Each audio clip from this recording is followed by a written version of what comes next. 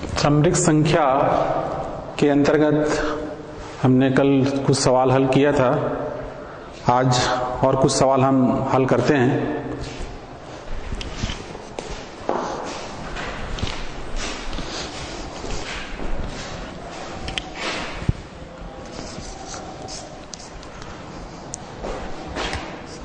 Five minus 3i upon 6 plus आई को a plus I B के रूप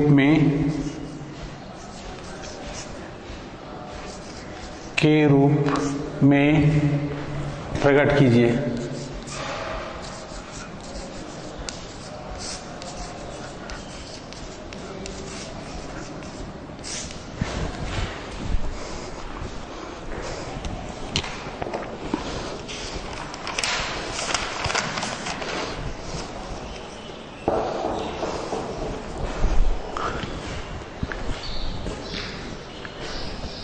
इसको हमें a प्लस आई बी के रूप में हमें लिखना है।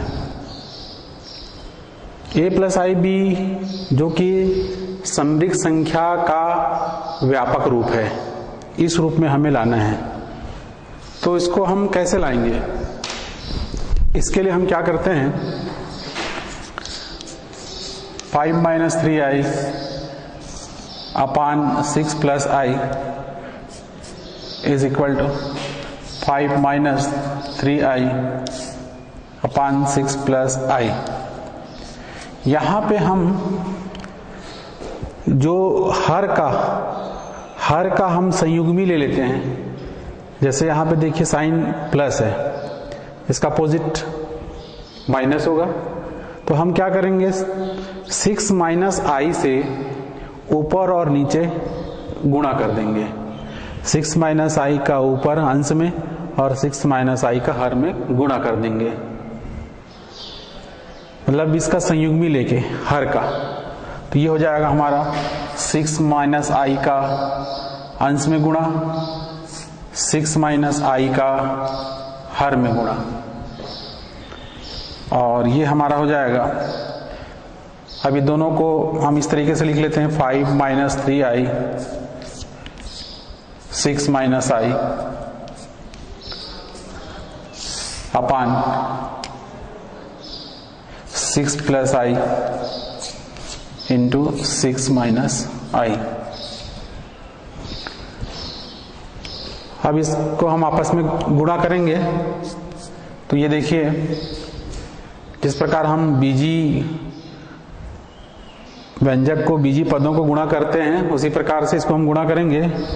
5 का गुणा 6 में करते हैं, 5 का 30। 5 का गुणा माइनस आई में, माइनस 5i।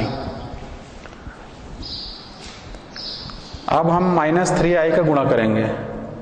माइनस 3i का गुणा करेंगे 6 में, तो ये हो जाएगा माइनस 18i। अब हम माइनस 3i का गुणा करेंगे माइनस आई में, माइनस इंटू माइनस प्लस, ये हो जाएगा हमारा 3i स्क्वायर होल अपान। अब यहाँ पे जो सर्वसमीका है वो लगा देंगे, a plus B into A minus B, A square minus B square. तो a के स्थान पे 6 है और b के स्थान पे i है, तो ये हो जाएगा हमारा 36 ऋण i स्क्वायर। हम जानते हैं i square equal to -1। I square की वैल्यू हम यहाँ पे डाल देंगे जहां जहां पे आई स्क्वायर है, इज इक्वल टू 30। अब ये दोनों आपस में जुड़ जाएगा, 18 और ये 5, 23 minus 23i plus 3i square का मान -1 whole upon 36 minus I square का मान -1।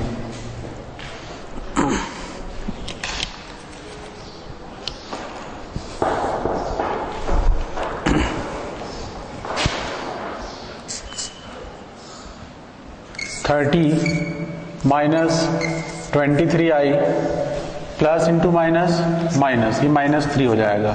3 into 1 3, plus into minus minus. 36 minus into minus plus, +1, ये हो जाएगा 30 में 3 घटा 27, 27 माइनस 23i अपान 37।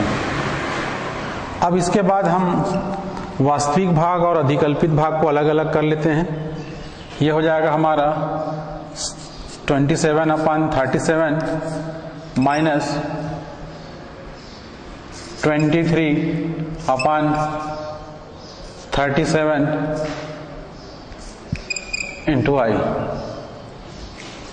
ये जो हमको यहाँ पे संख्या दी गई थी समरिक संख्या, उसको हमने समरिक संख्या के स्टैंडर्ड फॉर्म में हमने व्यक्त किया। 27 अपान 37 माइनस 23 अपान 37 इंटू आई।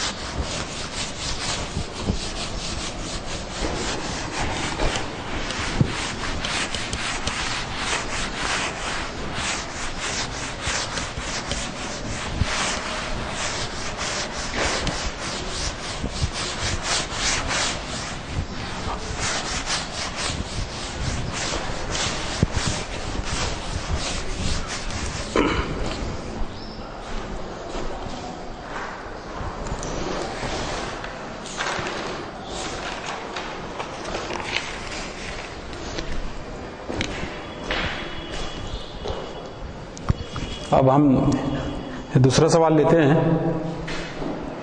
2 माइनस अंडर रूट -25 अपान 1 माइनस अंडर रूट -16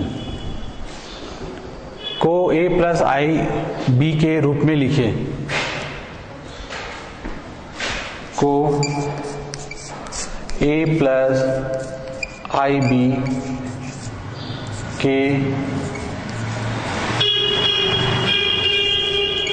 के रूप में प्रकट कीजिए।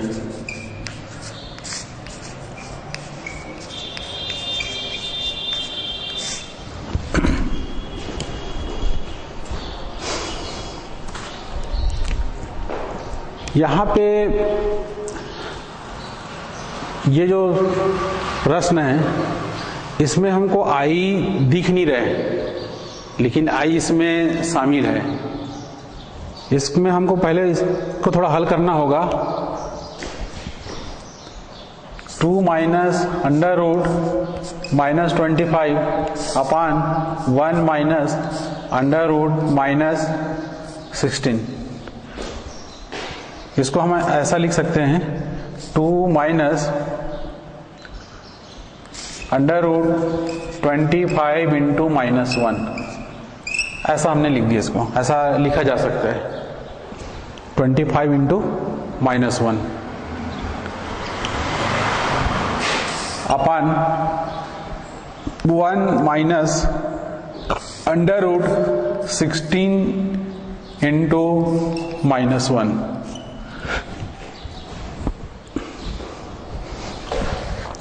अब ये दोनों को हम अलग अलग कर सकते हैं। जिसे हम जानते हैं under root X into Y, इसको हम लिख सकते हैं अलग अलग करके लिख सकते हैं under root X into under root Y.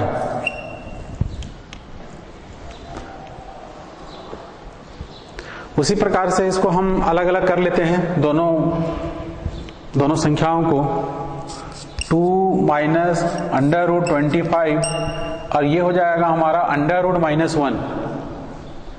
ये हमारा अंडर रूट -1 होगा और हम जानते हैं कि अंडर रूट -1 को हम किससे व्यक्त करते हैं, आयोटा, या इसको हम सामान्य बोलचाल में आई कहते हैं।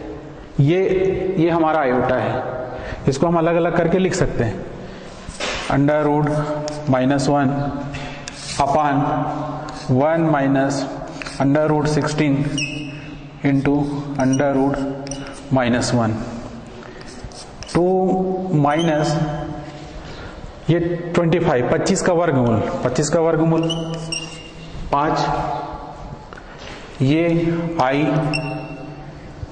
आयोटा अपान 1 माइनस 16 का वर्गमूल 16 का वर्गमूल 4 और ये हो गया iota.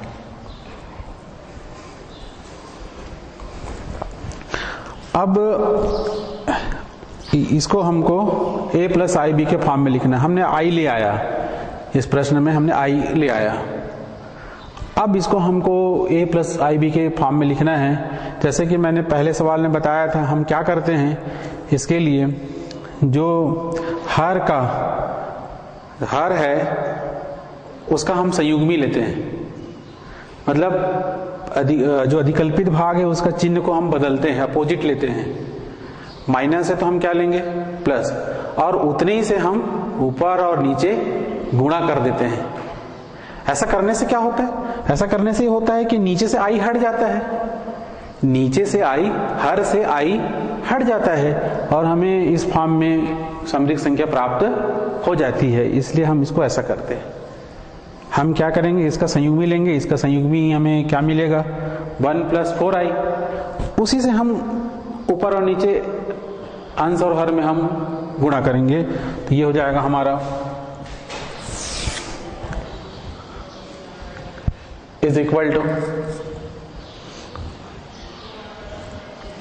2 minus 5i upon 1 minus 4i into 1 + 4i का ऊपर गुणा अंश में और 1 + 4i का हर में गुणा।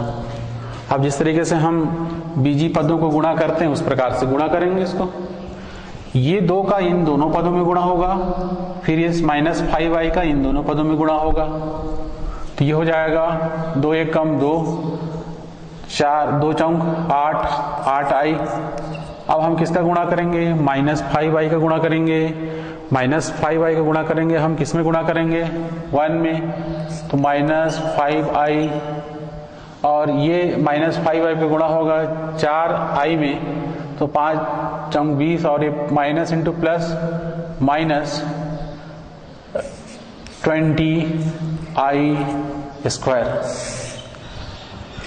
अब इसको हम सौर समीकरण के द्वारा गुणा कर सकते हैं, a - b into a + b, a² - b²।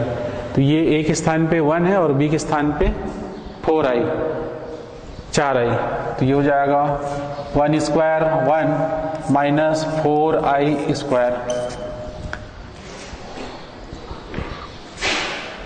i² बराबर -1 होता है। अब देखिए यहाँ पे 8i में से 5i माइनस होगा, तो ये हो जाएगा हमारा 3i - 20।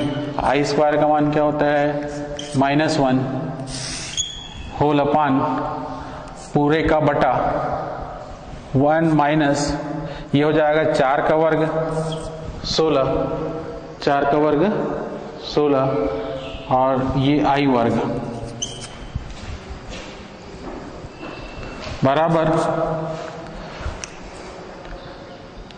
2 + 3i, ये माइनस इंटू माइनस प्लस, और 20 का 1 में गुणा करेंगे तो 20 ही आएगा, प्लस का 20 + 20 पूरे का बटा 1 माइनस अब यहाँ पे आई स्क्वायर का मान क्या होता है, -1 होता है, तो हम -1 रख दिया यहाँ पे।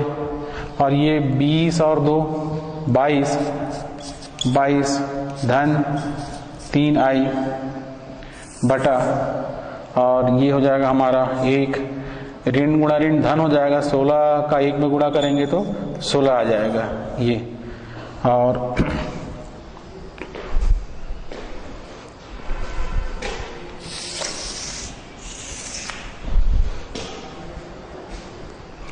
Is equal to 22 plus 3i, 16 और 1 17। और ये इसको दोनों भाग को हम अलग अलग कर लेते हैं, वास्तविक भाग और अधिकल्पित भाग को। तो ये हो जाएगा हमारा 22 बटा 17 धन 3 बटा 17 इंटू आई।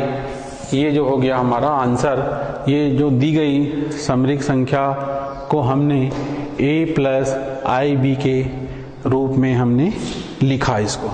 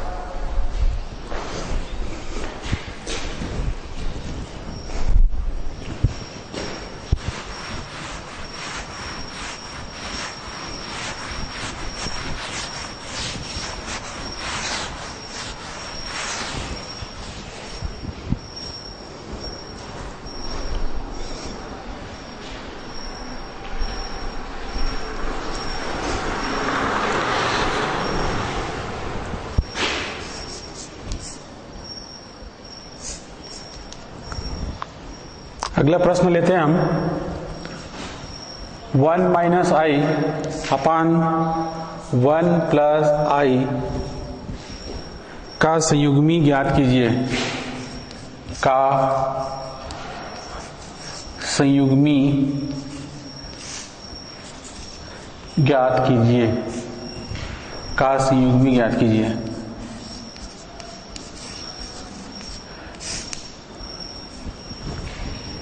तो सबसे पहले हम क्या करेंगे, यहां पे सबसे पहले हम इसको स्टैंडर्ड फॉर्म में लिखेंगे। समरिक संख्या के स्टैंडर्ड फॉर्म व्यापक रूप में लिखेंगे। इसको हम a प्लस आई बी के फॉर्म में लिखेंगे। इसको a प्लस आई बी के फॉर्म में लिखेंगे। संयुग्मी क्या होता है? संयुग्मी में हम समरिक संख्या के अधिकल्पित भाग का चिन्ह बदलते हैं, उसका अपोजिट लेते हैं, विपरीत चिन्ह लेते हैं। अधिकल्पित भाग का प्लस है तो माइनस, माइनस है तो प्लस। सबसे पहले यहाँ पे इसको हमको समरिक संख्या के व्यापक रूप में लिखना होगा। तो ये हो जाएगा हमारा 1 माइनस आई अपान 1 प्लस आई। हम क्या करते हैं, यहाँ पे जो हर का संयुग्मी लेके अंश और हर में गुणा कर देते हैं। ये हो जाएगा हमारा 1 माइनस आई का अंश और हर में गुणा। इससे क्या होता है कि नीचे से हर से आई हट जाता है और फिर ये जो समरिक संख्या रहता है वो a प्लस आई बी के फॉर्म में आ जाता है, इसलिए हम ऐसा करते हैं यहाँ पे। अब ये हो जाएगा हमारा 1 इंटू, ये तो हो गया 1 माइनस आई का होल स्क्वायर हो जाएगा, ये 1 minus I into 1 minus I, 2 बार है सेम संख्या।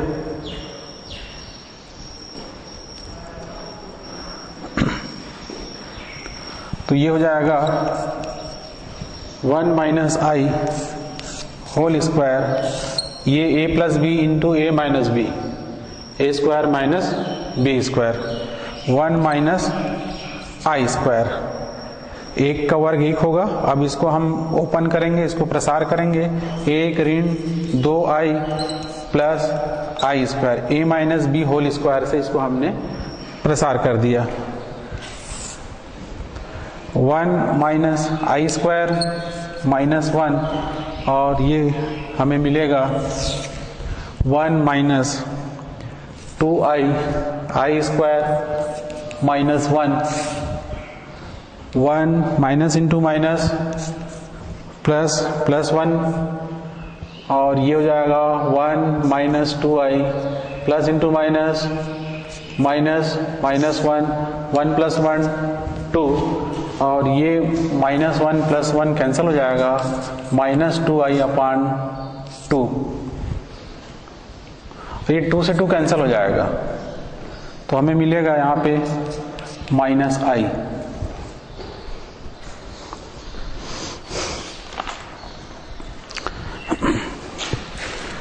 इसलिए 1 माइनस आई अपान 1 प्लस आई को जब हम a प्लस आई बी के फॉर्म में लिखते हैं तो इसको हम इस तरीके से लिख सकते हैं 0 माइनस आई।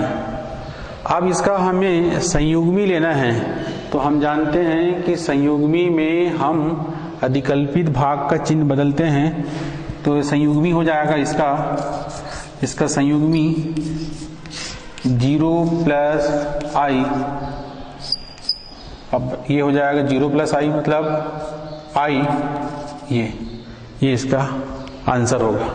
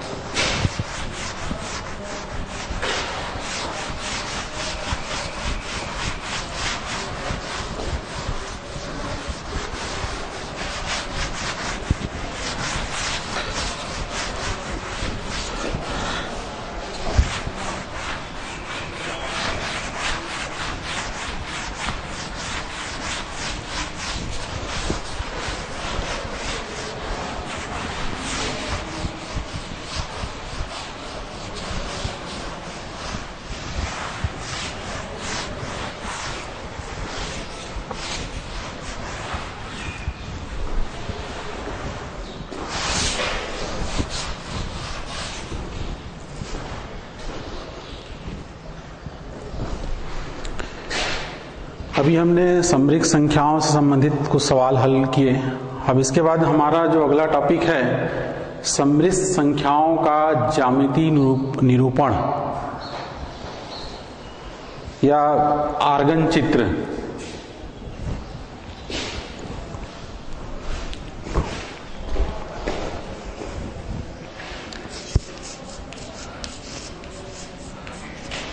समरिक संख्या का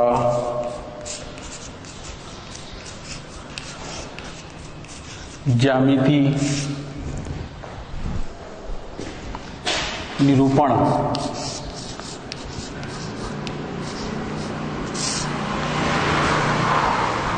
या फिर इसको हम आर्गन चित्र कहते हैं।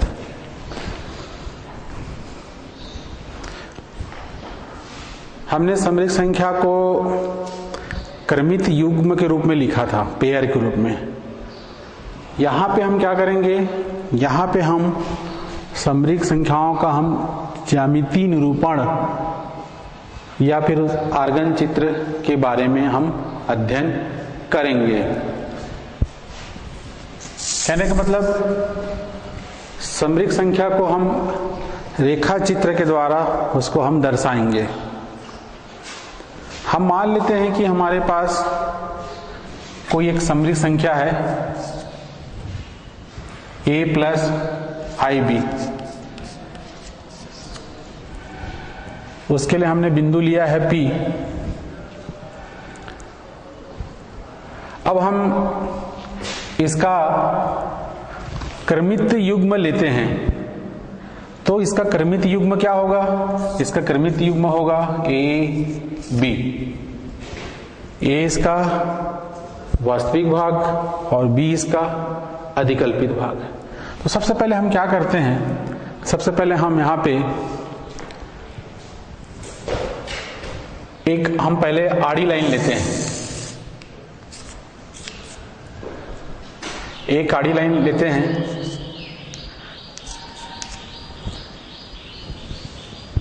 और एक हम खड़ी लाइन लेते हैं, जिसको हम निर्देशांक ज्यामिति में ये आड़ी लाइन को x अक्ष कहते हैं और खड़ी लाइन को y अक्ष कहते हैं। और ये दोनों का जो कटान बिंदु है उसे हम मूल बिंदु कहते हैं और इसे हम O से व्यक्त करते हैं। यहां पे हमारा उद्देश्य है कि ये जो समरिक संख्या है इसको हम इस चित्र के द्वारा, इस चित्र में हम इसको व्यक्त करेंगे।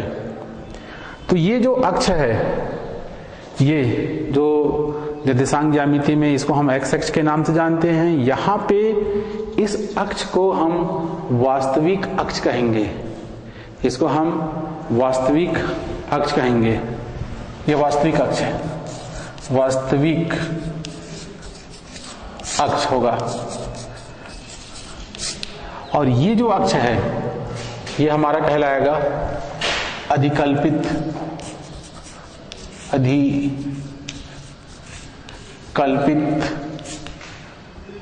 ये हमारा अधिकल्पित अक्ष कहलाएगा। जैसे हम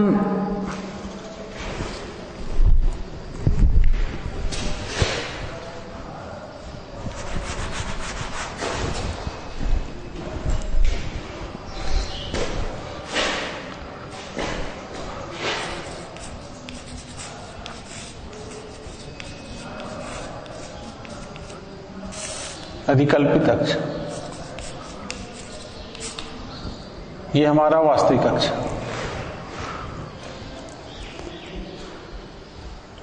हम ये इस दिशा में धनात्मक लेते हैं, वास्तविक अक्ष के धनात्मक मान, और इधर वास्तविक अक्ष के ऋणात्मक मान। इधर पॉजिटिव, इधर होता है नेगेटिव। इधर जो होता है अधिकल्पित अक्ष, इधर धनात्मक मान,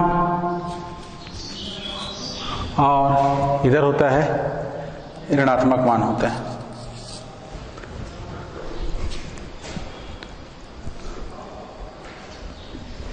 ये धनात्मक, ये धनात्मक, इधर ऋणात्मक, ये ऋणात्मक।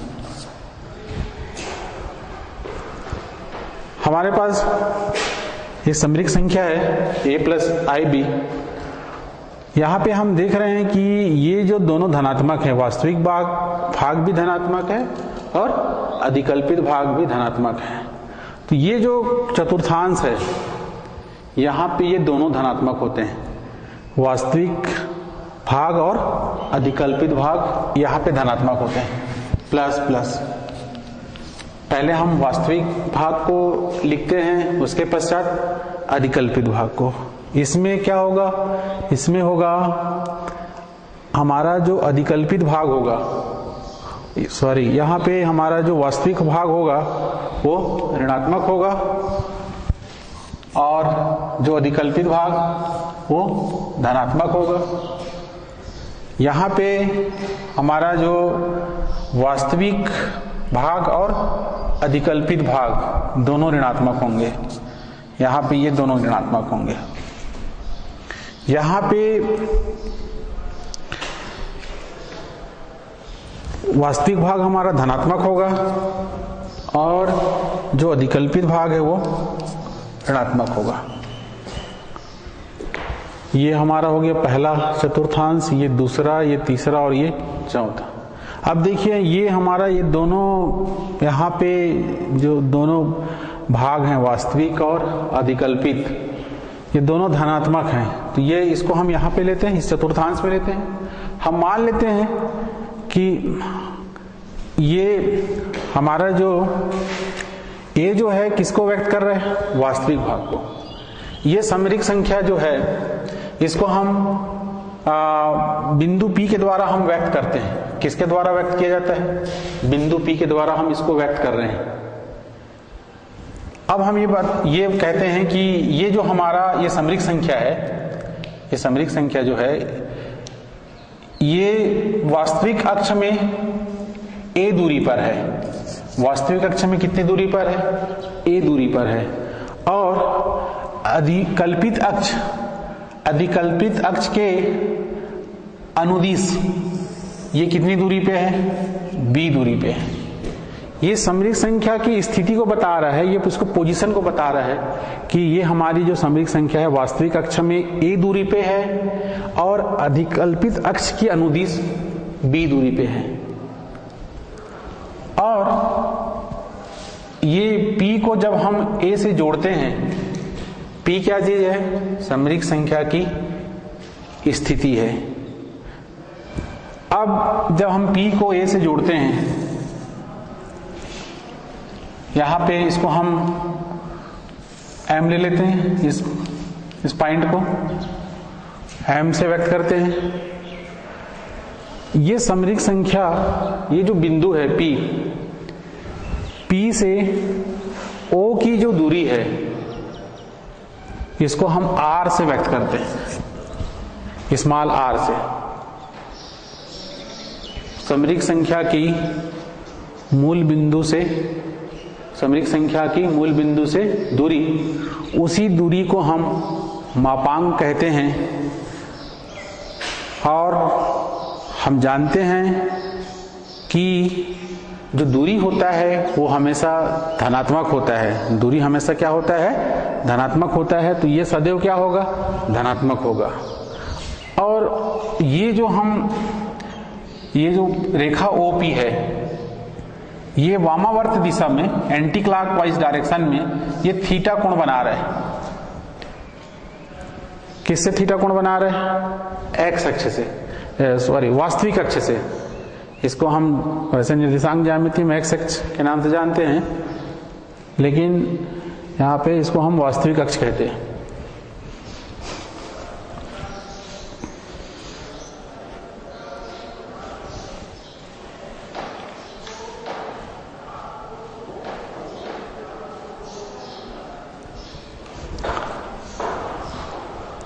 तो ये जो रेखा एक्स अक्ष से जितना कोण बना रहा है, एक्स अक्ष से जितना कोण बना रहा है, इसको हम कोणांक कहते हैं। इसे हम क्या कहते हैं, कोणांक कहते हैं। इसे हम समरिक संख्या का कोणांक कहते हैं। अब देखिए यहाँ पे, अब ये हमारा एक समकोण त्रिभुज बन गया, ये OPM एक समकोण त्रिभुज बन गया। यहां पे ये 90 डिग्री यहां पे है। ये जो OP है वो कर्ण होगा। अगर हम त्रिभुज OPM में पाइथागोरस प्रमेय का हम इस्तेमाल करें तो OP का वर्ग बराबर OM का वर्ग धन PM का वर्ग होगा। ओपी को हमने किससे व्यक्त किया है? आर से, आर वर्ग बराबर ओएम, ओएम को ओएम बराबर क्या है? ए है, ए का वर्ग, पीएम बराबर बी है, बी का वर्ग, इधर से वर्ग हटा दो, आर बराबर वर्गमूल ए वर्ग धन बी वर्ग, और इसी को हम, ये आर को हम क्या कहते हैं? समरिक संख्या का मापांक। इसके बारे में हम वैसे पहले अध्ययन कर चुके थे, सीधा हमने सूत्र बताया था। अब हम इसका प्रूफ भी देखें, आर कैसे निकला। और ये किसको व्यक्त करता है? ये दूरी को व्यक्त करता है। समरिक संख्या की जहां पे स्थिति है वहां से मूल बिंदु की दूरी को व्यक्त करता है, और हम जानते हैं कि दूरी सदैव धनात्मक होती है।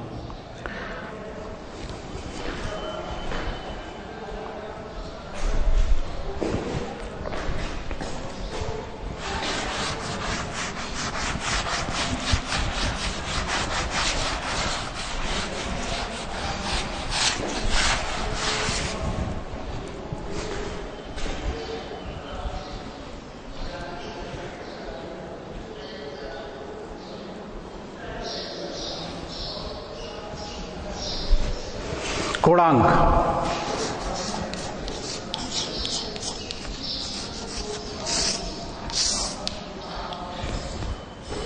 ये जो थीटा है, ये जो थीटा है इसको हम समरिक संख्या का कोणांक कहते हैं। अगर हम इस त्रिभुज पे देखें तो ये हमारा न्यून कोण है, ये लंब हो जाएगा, और ये कर्ण हो गया 90 डिग्री 90 अंश के सम्मुख भुजा कर्ण, और ये जो तीसरी भुजा ये आधार। तो यहाँ पे अगर हम tan थीटा लेते हैं, tan थीटा लेते हैं तो हमें क्या प्राप्त होगा? tan थीटा बराबर होता है लंब बटे आधार। तो लंब हमारा क्या है? PM, आधार OM। तो ये tan थीटा बराबर PM बराबर B और OM बराबर A। इस तरीके से हम उसको व्यक्त करते हैं। ये थीटा जो है हमारा कोणांक है। जब हमें कोणांक निकालना होता है तो हम इस बात को ध्यान रखते हैं कि हमारा जो समरिक संख्या कौन से चतुर्थांश के अंतर्गत आ रहा है? पहले में आ रहा है कि दूसरे में आ रहा है कि तीसरे की चौथे? पहले चतुर्थांश में हमारा एंगल कहां से कहां तक होगा? 0 से लेकर 90 डिग्री तक। ये यहां से यहां तक कितना डिग्री होगा? 90। 0 से लेकर 90 पहले चतुर्थांश के जो कोणांक होंगे, यहाँ पे जो कोण का मान होगा 0 से 90 डिग्री तक होगा। दूसरे के लिए कितना होगा? दूसरे के लिए होगा 90 से 180 डिग्री। ये 90 है, ये 90 डिग्री है।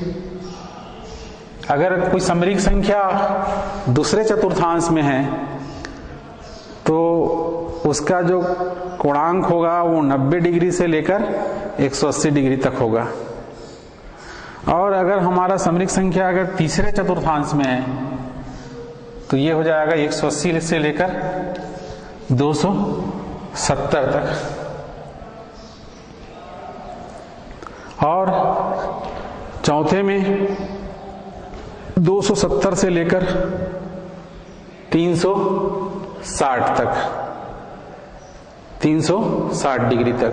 तो उसके आधार पे हमें कोणांक ज्ञात करने होते हैं। खाली हमको सूत्र का ही प्रयोग नहीं करना है, हमको ये देखना है कि हमारी जो समरिक संख्या है वो किस चतुर्थांश के अंतर्गत आ रहा है। और ट्रिग्नोमेट्री की सहायता से फिर हम